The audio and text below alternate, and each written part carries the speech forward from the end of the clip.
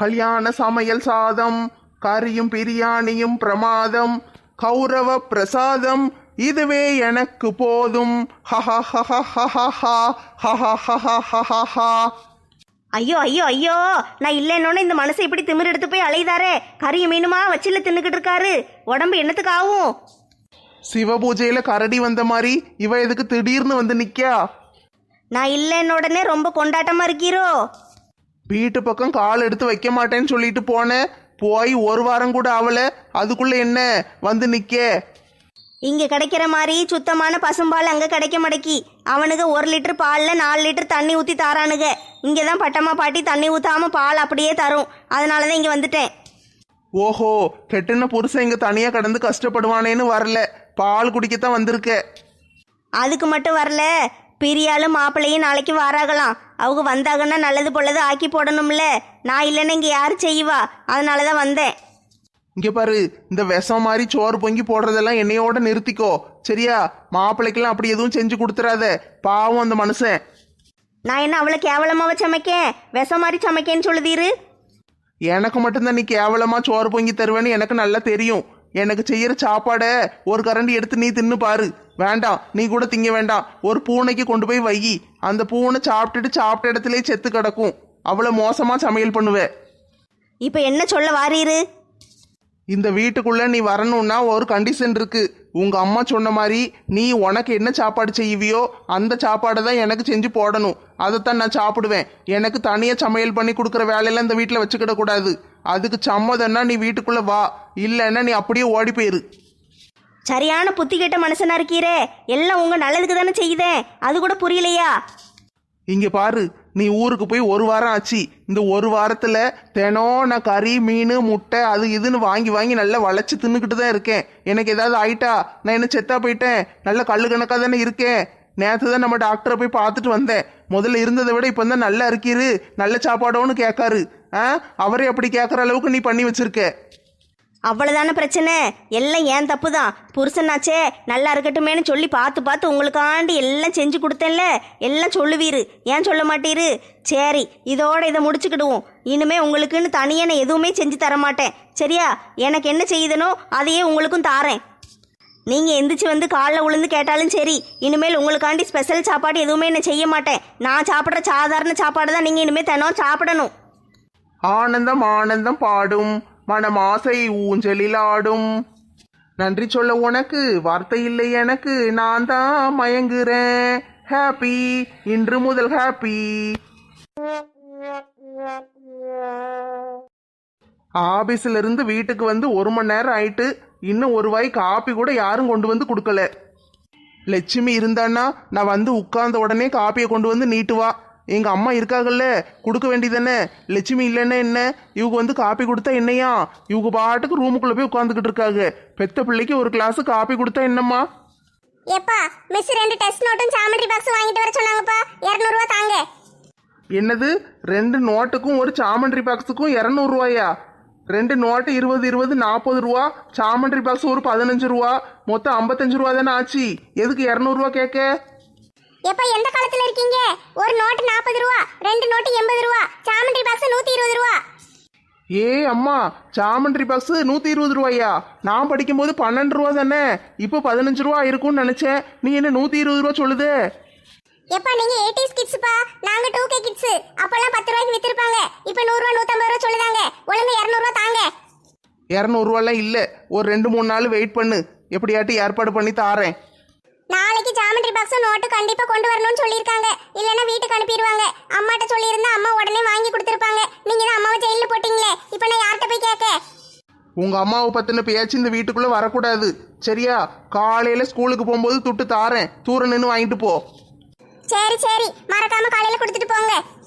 ரேகா, பாட்டிகிட்ட போய் சொல்லி அப்பாவுக்கு ஒரு கிளாஸ் காப்பி கொண்டு வர சொல்லு. எப்பா, உங்களுக்கு காபி வேணா நீங்களே போய் போட்டு குடிச்சுக்கிடுவீங்களா? பாட்டி உங்களுக்கு காபி எல்லாம் தர மாட்டாங்களாம். அப்படியே சாப்பாடு வேணும்னா நீங்களே போய் சோறு பொங்கி சாப்பிட்டுக்கிடுவீங்களா? பொங்க கஷ்டமா இருந்துச்சுன்னா கடையில போய் சாப்பிட்டுக்கிடுவீங்களா? நாங்க இனிமே உங்களுக்கு எதுவும் தர மாட்டோம்னு சொல்ல சொன்னாங்க. ஓஹோ, என் வீட்டில் எனக்கு ஒரு வாய் சோறு தர்றதுக்கு கணக்கு பாக்கிங்களோ? இருக்கட்டும் இருக்கட்டும், எல்லாம் அவளை சொல்லணும். அவ கொடுக்குற இடம்தான், அவ தான் எல்லாரையும் கெடுத்து வச்சிருக்கா. இவங்க இல்லைன்னா என்ன, எனக்கு சோறு திங்க இடமா இல்லை. நான் நல்ல கடையில் போய் சாப்பாடு வாங்கி திம்பேன். ஆபீஸ்ல இருந்து கிளம்பி வந்து 2 மணி நேரம் ஆயிட்டு.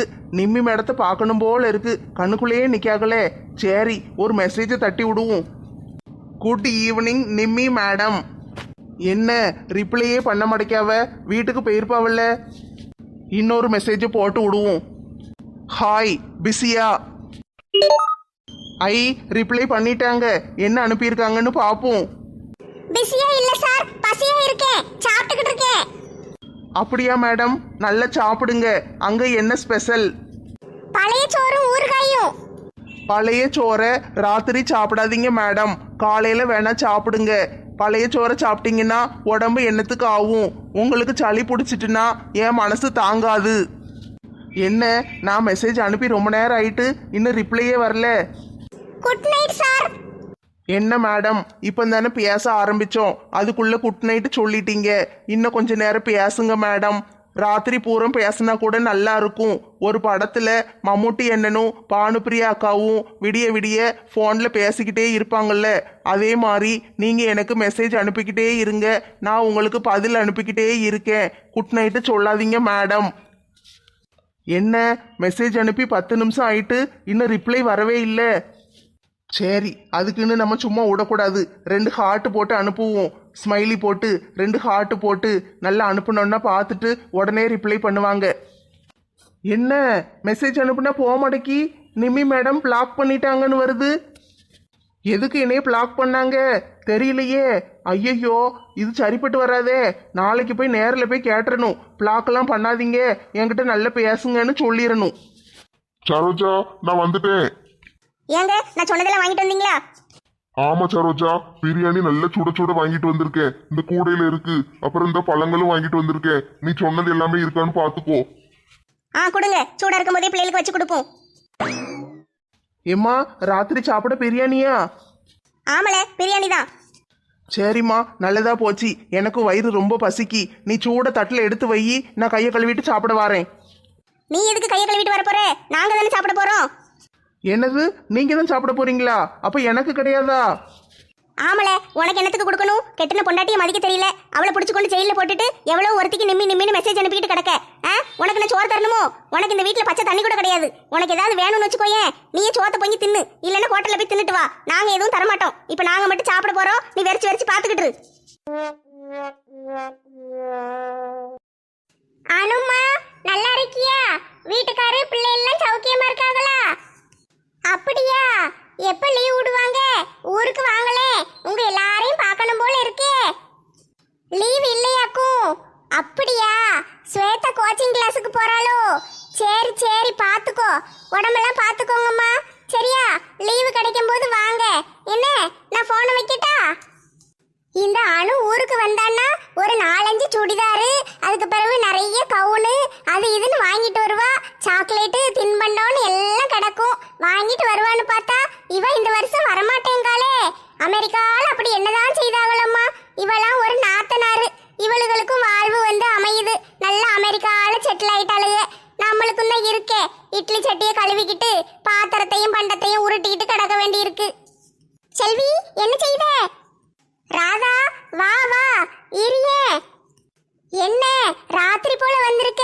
என்ன விஷயம்? எதுவும் வேணுமா? செல்வி, அந்த பிச்சைக்காரனுக்கு நம்ம 1000 ரூபாய் பேசின மாதிரி கொடுத்தோம்ல, அந்த 1000 ரூபாயை நான் தான் கொடுத்தேன். உன் பங்கு 500 ரூபாயை நீ தரவே இல்லைல்ல. பேங்க்ல இருந்து எடுத்து தரேன்னு சொன்னேன். அதை எடுத்துட்டியான்னு கேட்டுட்டு போகும்னு வந்தேன். அந்த துட்டா? அது பேங்க்ல போய் எடுக்கலான்னு போனேனா, பேங்க் ராத்திரி திறந்து வச்சிருக்க மாட்டாங்களாம்ல, மூடி கிடந்துச்சு. சரி, ஏடிஎம்ல இருக்குன்னு போய் எடுக்கலான்னு போனேன். ஏடிஎம்ல துட்டு இல்ல, தயவு செஞ்சு வேற ஏடிஎம்க்கு போங்கன்னு எழுதி போட்டிருக்கு. நம்ம ஊர்ல இருக்கிறது ஒரே ஒரு ஏடிஎம் தானே, அத பார்த்துட்டு வந்துட்டேன். என்ன செல்வி இப்படி சொல்லுதே? எனக்கு 500 ரூபாய் வேணுமே. வீட்டுல செலவுக்கு துட்டே இல்ல. கேஸ் வேற காலி ஆயிட்டு, புக் பண்ணணும். துட்டு வேணுமே, எங்கேயாவது ஏற்பாடு பண்ணி தாயே. ராத்திரி போல நான் எங்க போயுமா பெறட்ட? உன்கிட்ட தான் 19,000 ரூபாய் இருக்கும்ல. 19,000 கடன் வாங்கியிருந்தேனா அதுக்கு எல்லாத்துக்கும் கொடுத்துட்டேன். சரியா போயிட்டு. உன்கிட்ட ஏதாவது துட்டு இருக்கும்ல, கையில எதுவும் வச்சிருப்பியே, அதை தாயே. கையில வலுசா துட்டே கிடையாதே. இப்ப என்ன, அந்த 500 ரூபாய் வந்ததா உனக்கு நிறைய போதாக்கும். உன்கிட்ட வேற துட்டே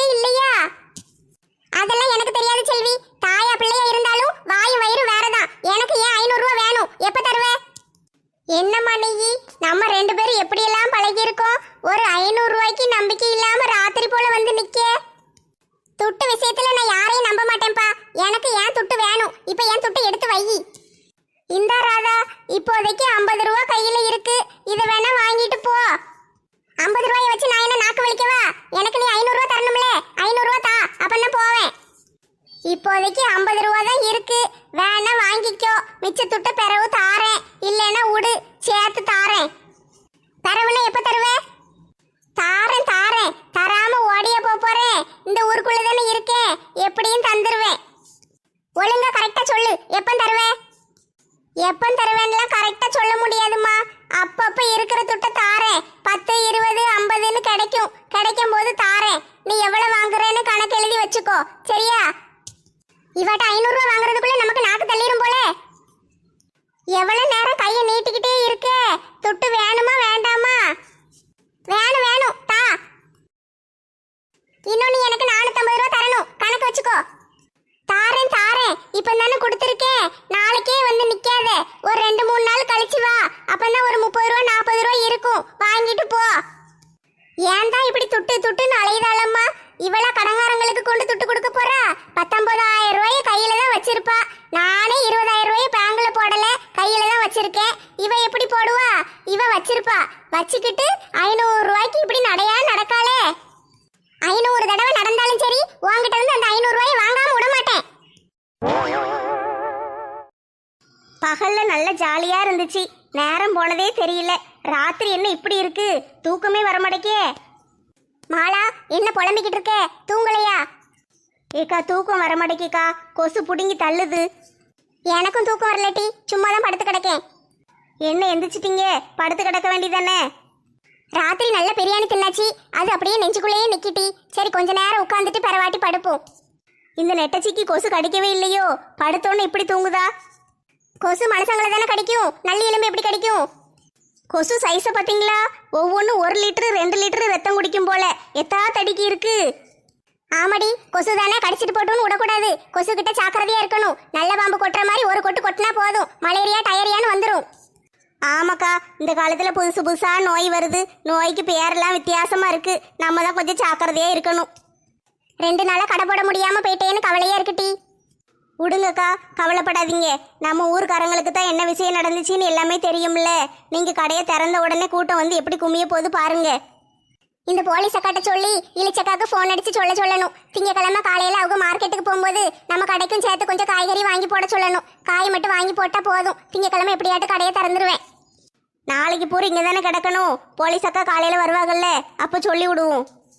திங்கக்கிழமை வீட்டுக்கு போறதுக்கே பயமா இருக்கு. அந்த மனுஷன் வேற இப்படி கிறுக்கு பிடிச்சு போய் அலையுதாரு. அவர் கூட சேர்ந்து நான் எப்படி வாழ்க்கையை நடத்த? ஏக்கா, இந்த பிரச்சனைக்கு 2 வழிதான் இருக்கு. என்ன வழிட்டி? கொஞ்சம் சொல்ல. 1, அவரை டைவர்ஸ் பண்ணிடணும். 2வது வழியை சொல்லு. 2வது வழி என்னன்னா, உங்க வீட்டுக்கார திருத்தணும். அவரே திருந்தி லட்சுமி லட்சுமின்னு உங்ககிட்ட வரணும். என்ன சொல்லி திருத்தட்டி? எல்லாரும் பேசி பார்த்தாச்சு. எங்க அத்தை, மாமா, தலைவர், ஊர்க்காரங்க எல்லாரும் பேசிட்டாங்க. நான் அடிச்சு கூட பார்த்துட்டேன். அப்பவும் திருந்த மாட்டேக்காரு. நிம்மின்னு அலையுதாரு. அவர் எப்படி திருத்த முடியும்? அதைத்தான் சொல்ல வாரேன். நம்ம உங்க வீட்டுக்கார திருத்தணும்னா நிம்மியை வச்சுதான் திட்டம் போடணும். என்னட்டி திட்டம் போட? போற போக்க பார்த்தா நம்மளும் அந்த ராதா மாதிரி ஆயிடுவோம் போல. 4 பேருக்கு நல்லதுன்னா எதுவுமே தப்பு கிடையாது. நம்ம என்ன அடுத்தவங்க வாழ்க்கையை கெடுக்கவா போறோம்? இந்த ராதா செய்யற மாதிரி அதெல்லாம் செய்யல. நம்ம வாழ்க்கையை நம்ம சரி பண்ணிக்கிட்ட போறோம். அதனால நம்ம என்ன வேணாலும் செய்யலாம்.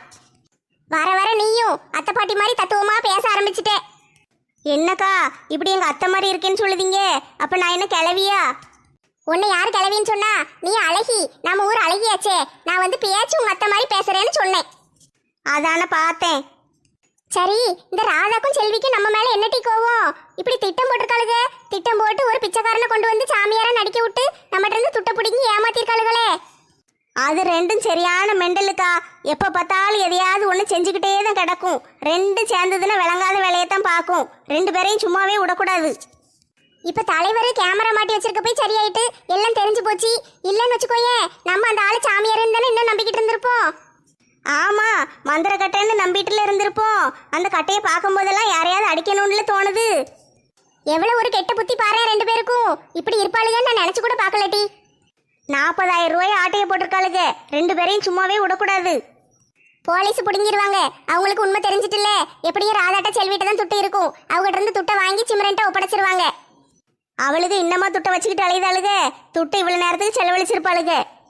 என்னமோம்மா எப்படித்தான் அடுத்தவங்க துட்டை ஏமாத்தி புடுங்குதாளுகன்னு தெரியல. இப்படிப்பட்ட ஆட்கள் நம்ம ஊர்ல இருக்கத்தான் செய்தாளுக. எப்படித்தான் இவளுகளுக்கெல்லாம் மனசு வருதோம்மா. எல்லாரும் நம்மள மாதிரியே இருப்பாங்கன்னு நினைக்கிறது தான் தப்பு. நம்ம மட்டும்தான் நம்மள மாதிரி இருப்போம். வேற யாரும் நம்மள மாதிரி இருக்க மாட்டாங்க. நம்மளை தவிர யாரையுமே நம்ப கூடாது. ஆமாடி, நீ சொல்றது சரிதான். அவளுகளும் நம்மள மாதிரியே இருப்பாளுகன்னு நினைச்சதுதான் தப்பு. அப்படிலாம் இருக்கக்கூடாது. அதுக்குன்னு நான் பழைய லட்சுமியா இருந்துட்டு போன போது பரவாயில்லன்னு விட்டு கொடுக்க மாட்டேன். அவளுக்கு 2 பேரையும் பழிக்கு பழி வாங்கியே தீருவேன். அவளுகளை பழி வாங்குறது ஈஸி. அவளுக்கு உள்ளூர் ஓனா இங்கதான் கிடப்பாளுக. எப்பனாலும் அடிச்சுக்கிடலாம். முதல்ல நம்ம உங்க வீட்டுக்கார திருத்தணுக்கா. அதுக்கு தான் ஏதாவது ஒன்று பண்ணணும். ஆமாடி, வாழ்க்கை ரொம்ப முக்கியம். முதல்ல அந்த மனுஷனை திருத்தணும். திருத்தி பிள்ளைகளு அம்மா அப்பா பொண்டாட்டின்னு நல்ல பாசமா இருக்க வைக்கணும். நானும் யோசிச்சு பார்க்க தான் செய்யுதேன். என்ன செய்யனே புரிய மாட்டேக்கி. ஏக்கா, அதுக்கு நான் ஒரு திட்டம் வச்சிருக்கேன்க்கா.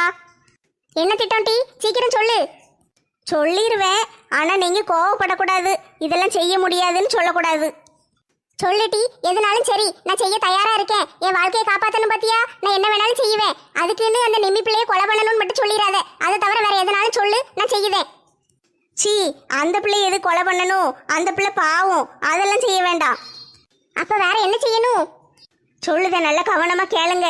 பிளா பிளா பிளா பிளா பிளா பிளா பிளா பிளா பிளா. எம்மாடி, எனக்கு பயமா இருக்கு டி. இப்படி எல்லாம் செய்ய முடியுமா? இப்படி செஞ்சோம்னா சேகரனை மனசு மாறுறதுக்கு வாய்ப்பு இருக்கு. சரி, கடவுள் மேல பாரத்தை போட்டுட்டு செய்ய வேண்டியதை செஞ்சிருவோம். வீட்டுக்கு போன உடனே 2 நாளைக்கு கடைக்கு லீவு போட்டுட்டு முதல்ல இந்த வேலையை முடிச்சிருவோம். சரிக்கா, இந்த விஷயம் யாருக்கும் தெரிய வேண்டாம். நம்மளுக்குள்ளே இருக்கட்டும். ஏட்டி, நம்மளுக்குள்ளே இருக்கட்டும்னு என்ன அர்த்தம்? நம்ம கூட்டத்துல என்ன 3 பேர் இருக்காங்கல்ல, சிம்ரனு, அத்தை பாட்டி, இளிச்சக்கா, அவங்களுக்கு தெரிய வேண்டாமா? ஏக்கா, அவங்க 3 பேர் நம்ம செட்டுக்கா. அவங்களுக்கு தெரியலாம், வேற யாருக்கும் தெரிய வேண்டாம். சரி டி, காதும் வச்ச மாதிரி விஷயத்த முடிச்சிருவோம். சரிக்கா, கொஞ்ச நேரம் தூங்குவோமா? தூக்கமா வருது. நல்லா தூங்குனாதான் காலையில எழுந்திரிச்சு தாயக்கட்டை விளையாட முடியும். அந்த சரோஜாக்கா தாயக்கட்டை கொண்டு வரேன்னு சொல்லியிருக்காங்க. காலையில தருவாங்க, விளையாடணும்ல. இப்ப தூங்குவோம். ஆமாட்டி, எனக்கும் தூக்கமா வருது. படுப்புமா. கடவுளே, விடியற பொழுது நல்ல பொழுதா இருக்கட்டும். யாத்தே, படுபாவி கொல்ல பாக்காளே, யாராவது என்னைய காப்பாத்துங்களே. என்னடி சத்தம்? மாலாக்கா, எதுக்கு சோத்துல போய் பள்ளி மாதிரி ஒட்டிக்கிட்டு கிடக்கீங்க? கீழே படுக்க வேண்டியதானே? அடி பாவி, நீ மிதிச்ச மிதியில தாண்டி இப்படி வந்து ஒட்டிக்கிட்டு இருக்கேன். அடியே ராதா, வெளியே வாடி. இப்ப நீ வெளியே வாரியா இல்ல நான் உள்ள வரட்டா? யார் அது? லட்சுமி அக்கா மாமியாரா? என்ன வேணும்? உனக்கு எவ்வளவு திமிரு இருந்தா என் மருமவளை போலிச்சாமியார்ட்ட கூட்டிட்டு போய் ஏமாத்திருப்ப. நான் ஏமாத்தனா? நான் எதுக்கு ஏமாத்த போறேன்? எனக்கு இதான் வேலையா? அடியே, எனக்கு உண்மை தெரியாதுன்னு நினைச்சியோ? ஊருக்கே உண்மை தெரியும். எல்லாம் கேமரால ரெக்கார்ட் ஆயிருக்கு. தலைவர் காட்டினாரு. கேமராவை மறந்து போயிருதுனே. மறந்து போய் எதையாவது ஒண்ணு பண்ணி விட்டுருதேன். சரி, சமாளிப்போம். ஆமா, இப்ப நான் தான் கூட்டிட்டு போனேன். அதுக்கு என்ன இப்போ? இப்ப என்னவா? அடுத்தவங்களை ஏமாத்தி கூட்டிட்டு போய் துட்டு பிடுங்கிறது தப்புன்னு உனக்கு தெரியாதோ? நான் சொன்னேன்னா உன் மருமவளுக்கு எங்க போச்சு புத்தி? சாமியாரேன்னு சொன்ன உடனே துட்ட தூக்கி நீட்டிடுவாளுகளோ? நீ சொன்னது கேட்டுதானே நம்பி போனாலுங்க. நீ தானே ஏமாத்திருக்க. என் புருஷன் திருந்திட்டா, நல்லவனா இருக்கா, குடிக்கல, அது இதுன்னு சொன்னல, அதனாலதான் நம்பி போனா. இங்க பாரு கிழவி, சும்மா இந்த வீட்டு வாசல்ல வந்து கத்திக்கிட்டு இருக்கிற வேலையெல்லாம் வச்சுக்கிடாத. நான் 1000 போய் சொல்லதான் செய்வேன். அது கேட்டு உன் மருமவ ஏமாந்தான்னா அதுக்கு நானே பொறுப்பு. அவட்ட போய் கேளு, ஏன்ட்ட வந்து எது கத்திக்கிட்டு இருக்க? ஒழுங்கு மரியாதையா நீ செஞ்சது தப்புன்னு சொல்லி ஒத்துக்கிட்டு போலீஸ்ல போய் சரண்டர் ஆயிரு. இல்லன்னு வச்சுக்கோயேன். இல்லன்னு என்ன செய்வே? இல்ல என்ன செய்வேன்னு கேக்க. நான் சரண்டர் ஆகணுமோ? நான் என்னத்துக்கு சரண்டர் ஆகணும்? நான் என்ன தப்பு செஞ்சேன்? என்ன கிழவி, என்னையே அடிக்கிற அளவுக்கு உனக்கு திமிரு வந்துட்டோ? இங்க பாரு கிழவி, வயசாயிட்டே ஐயோ பாவமேன்னு பாக்க. இல்லன்னு வச்சுக்கோயே, உன்னை கீழே தள்ளி விட்டு உன் மேல ஏறி லுங்கி டான்ஸ் ஆடிடுவேன். எம்மா, மெண்டல் பிடிச்ச கிழவி, என்னத்துக்கு இந்த வரத்துக்கு வார? உனக்கு எவ்வளவு திமிரு இருந்தா என் மருமவளை ஏமாத்தி போலிச்சாமியார்ட்ட கூட்டிட்டு போய் துட்ட புடுங்கினது இல்லாம என்னைய படுக்க போட்டு லுங்கி டான்ஸ் ஆடுவியோ? செயலுக்கெல்லாம் போக முடியாது கிழவி. நீ என்ன செய்ய முடியுமோ செஞ்சுக்கோ. செயலுக்கு நீ போக வேண்டாம். நீ உயிரோடு இருந்தா தானே செயலுக்கு போகணும். நான் தான் இப்போ உன்னை கொன்றுவேனே. நீ செயலுக்கு போக வேண்டாம். நீ செத்த பிறகு உன் போட்டோவை கொண்டு செயல வைக்க. யாத்தே, பைத்தியம் பிடிச்ச கிழவி, என்னை கொல்ல பாக்க. யாராவது வெட்டர்னு என்னை காப்பாத்துங்களே. என்ன டீ, ஒரே சத்தமா கிடக்கு. வீட்டுல சும்மா ஒரு மனுஷி உட்கார முடியுதா? என்ன சத்தம்? எத்தே, நல்ல வேலை வந்தீங்க. இந்த கிழவிட்ட இருந்து என்னை காப்பாத்துங்க அத்தே. இந்த கிழவி என்னை கொல்ல பாக்கு. அடியே ரெட்ட கொண்ட, நீ பக்கத்து வீட்டுக்காரி தானே. எதுக்கு ஏன் மருமவளை விளக்கமாத்த கொண்டு அடிக்க? நீ எல்லாம் ஒரு மாமியாரா? மருமகளை எப்படி வளர்த்து வச்சிருக்க? இந்த மாதிரி ஒரு மருமக இருக்கிறதுக்கு நீ வெக்கப்படணும், வேதனைப்படணும். என்ன சொல்லுத? நான் எதுக்கு வெக்கப்படணும்? இவ என்ன செஞ்சு தொலைச்சா? ஒரு பிச்சைக்காரனை கொண்டு வந்து சாமியார் வேஷம் போட்டு நடிக்க வச்சு என் மருமகளையும் அவ கூட்டாளிகளையும் ஏமாத்தி 40,000 ரூபாய் புடுங்கிருக்கா. ஐயோ, இவ களவாணி பையன்டாட்டின்னு எனக்கு மட்டும்தானே தெரியும். அவளுக்கு எதுக்கு இவ்வளவு நம்பி துட்டு கொடுக்காளுங்க? 4 கட்டையை கொடுத்து 40,000 ரூபாய் வாங்கியிருக்காமா. போலி சாமியாரை விட்டு நடிக்க விட்டுருக்கா. எனக்கு நல்லா தெரியும் முட்டி, நல்லா தெரியும். ஒரு கேஸ் என்ன 10 கேஸ் வாங்குவேன்னு சொன்ன பத்தியா? அப்பமே எனக்கு உன் மேல சந்தேகம் வந்துச்சு. இவ எங்கேயும் களவான்ட்டு வந்திருப்பான்னு. பாத்தியா, உன் வேலையை காட்டிட்ட பத்தியா? எத்தே இந்த கிழவியை நம்பாதீங்க தே. இது பொய் மட்டும்தான் பேசும். ஊருக்குள்ள இந்த கிழவிக்கு பொய் சொல்லி கிழவின்னு ஒரு பேர் இருக்குதே. யாரை பார்த்து பொய் சொல்லி கிழவின்னு? நான் நாட்டி பொய் சொல்லி கிழவி? எனக்கு ஊருக்குள்ள பேர் இருக்கோ? ஊருக்குள்ள லட்சுமி மாமியாருன்னு கௌரவமா வாழ்ந்துகிட்டு இருக்கேன். நீ பொய் சொல்லுதியா, நான் பொய் சொல்லுதனா? நீ தான் கிழவி பொய் சொல்லுத. உன்னை நான் சும்மா விட மாட்டேன். இதுக்கு பழிக்கு பழி வாங்கியே தீருவேன். இன்னைக்கு உன்னை உயிரோட விட்டா தானே நீ என்னை பழி வாங்குவே. நீ தான் இன்னைக்கு செத்துருவியே. எத்தே என்னை எப்படியாட்டு காப்பாத்தி விடுங்கத்தே. இங்க பாருங்க மொட்டக்கா, என் மவனுக்கும் என் மருமவளுக்கும் வீட்டுல சண்டை. அதை பயன்படுத்திக்கிட்டு ஒரு போலி சாமியாரை கூட்டு வந்திருக்கா. ஒரு பிச்சைக்காரனுக்கு போலி சாமியார் வேஷம் போட்டு கூட்டு வந்து என் மருமகிட்ட சொல்லியிருக்கா, இது வந்து மந்திர கட்டை, இதை வச்சு புருஷனை 25 அடி அடிச்சா எல்லாம் சரியாயிரும், புருஷன் பாசமா இருப்பாரு, அப்படி இப்படின்னு சொல்ல வச்சிருக்கா. அதையும் நம்பி பாவம் என் மருமகா எப்படியாட்டு குடும்ப வாழ்க்கை சரியாயிரணும்னு ஒரு நல்ல எண்ணத்துல புருஷனை போட்டு அடி அடி நடிச்சிட்டா. அந்த பாவி பைய அவளை பிடிச்சி ஜெயில போட்டான், என்னை அடிச்சு கொல்ல பாக்கான்னு. அதுக்கெல்லாம் இப்ப யார் காரணம்? என் மருமக ஜெயில கிடக்கிறதுக்கு யார் காரணம்? உங்க மருமக தான் காரணம். ஐயோ கடவுளே, நான் என்ன செய்வேன்? இப்படி ஒரு மர்மவகாரி வந்து வாச்சிருக்காளே. திருடிக்கிட்டு தான் அலையுதான்னு பார்த்தா இப்படி குடும்பத்தை பிரிக்கிற வேலையும்ல பாத்துக்கிட்டு அலையுதா. இந்த கிழவி பொய் சொல்லுது. நம்பாதீங்க, இது உண்மையே சொல்லாது, பொய் மட்டும் தான் சொல்லும். எல்லாத்துக்கும் ஆதாரம் இருக்குக்கா. இவ பேசுனது, போலி சாமியாரை கூட்டு வந்தது, துட்ட புடுங்கினது, இவளுக்கு 2 பேரும் பங்கு போட்டுக்கிட்டது, அது எல்லாமே கேமரால ரெக்கார்ட் ஆயிருக்கு. தலைவர் எல்லா ஆதாரமும் வச்சிருக்காரு. அதனாலதான் வந்து நான் இவளை அடிக்கேன். இவளை இப்ப அடிக்கிறது தப்பா இல்லையா? நீங்களே சொல்லுங்க. சீ, நீ எல்லாம் ஒரு பொம்பளையா? உன்னை என் மருமவான்னு சொல்லிக்கிறதுக்கே எனக்கு அசிங்கமா இருக்கு. இப்படி நல்லா இருக்கிற குடும்பத்தை பிரிச்சு அதுல என்னதான் உனக்கு சந்தோஷம் கிடைக்குமா? உன் கூட இருக்கவே கூடாது. உன் மூஞ்சில முழிச்சாலே பாவம் பிடிக்கும். நான் இந்த வீட்டுல இருக்க மாட்டேன். நான் ஊரை பார்த்து போறேன். நீ உயிரோட இருந்தாலும் சரி, செத்தாலும் சரி, இனிமே நான் இந்த பக்கமே வரமாட்டேன். என்னை விட்டுட்டு போவாதீங்க. இந்த கிழவி என்னை கொன்றும். இனிமே நான் எந்த தப்பு செய்ய மாட்டேன். என்னைய மன்னிச்சிருங்க. சொல்லு, போலீஸ் ஸ்டேஷனுக்கு போறியா? சொல்லு, எல்லா உண்மையும் ஒத்துக்கிடுதேன்னு சொல்லு. நீ போய் போலீஸ் ஸ்டேஷன்ல சரணடையணும். அதுக்கு ஒத்துக்கிடுதியா? போறேன், போலீஸ் ஸ்டேஷனுக்கு போறேன். என்னைய விட்டுருங்க.